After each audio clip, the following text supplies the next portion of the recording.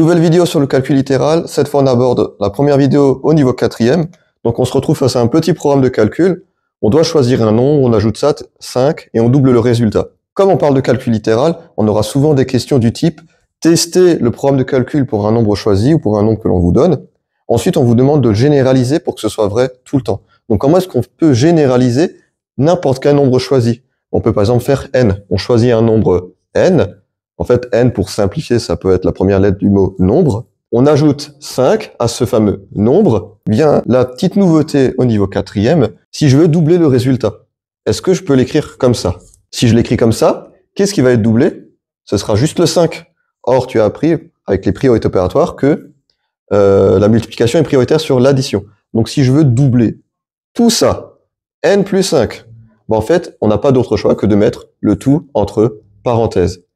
Donc, dans un programme de calcul, quand on cherche à doubler le résultat, il faut donc multiplier par 2 tout ce qu'on a fait en mettant entre parenthèses. Et maintenant, si on veut l'écrire correctement, on peut l'écrire ainsi. 2 fois, entre parenthèses, n plus 5.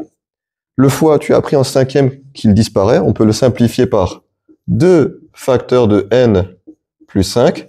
Et donc là vient la petite nouveauté. C'est ce qu'on appelle du développement simple. Tu vas distribuer en fait le nombre qui est devant la parenthèse avec tout ce qui est à l'intérieur. Pourquoi? Parce qu'on veut n plus 5 deux fois. Donc c'est ce qu'on va faire. On veut le n combien de fois? Deux fois. Donc on a 2 fois n. On n'oublie pas que ce n'est pas que le n qui va être doublé, mais aussi le 5. Donc on rajoute ce 5 que l'on va doubler. Et donc ça, on peut simplifier. 2 fois n, ça donne 2n. Et 5 fois 2, 10. Donc là, tu viens d'apprendre quelque chose de nouveau en 4e. C'est ce qu'on appelle la distributivité simple. Donc si maintenant je te dis n'importe quel nombre k, facteur de a plus b, tu es capable de me développer ceci.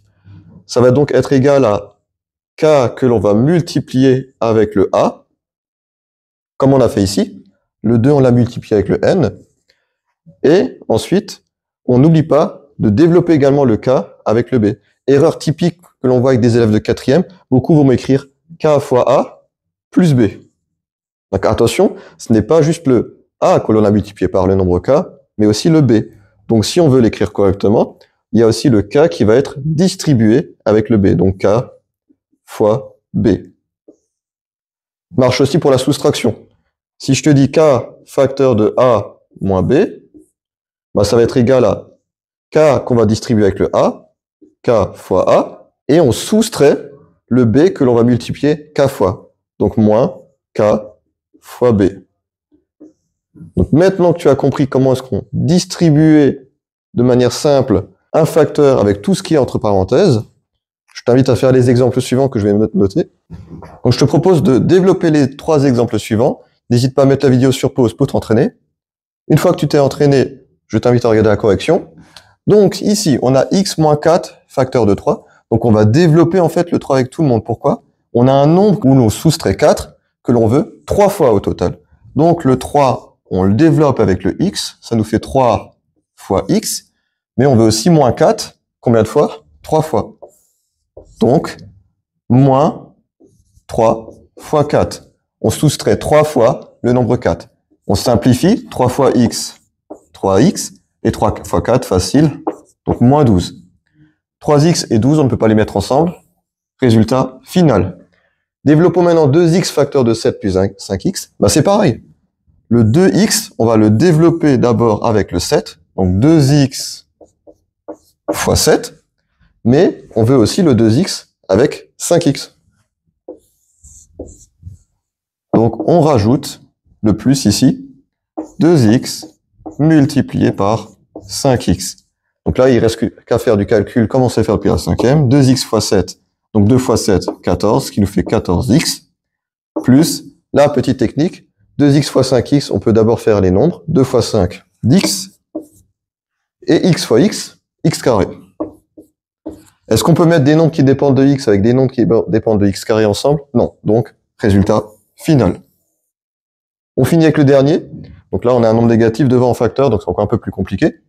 Donc pareil, on va développer le moins 3x avec tous les termes qui sont à l'intérieur. Donc moins 3x multiplié par 5x.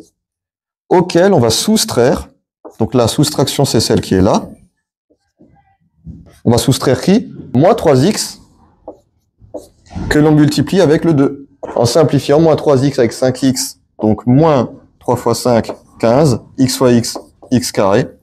Ensuite, moins et moins, ça tu sais depuis le début de quatrième que ça donne un nombre positif.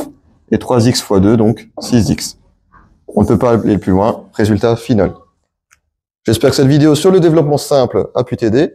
N'hésite pas à regarder les suivantes, on parlera de factorisation, de développement double en troisième, d'équations, etc. Bonne journée!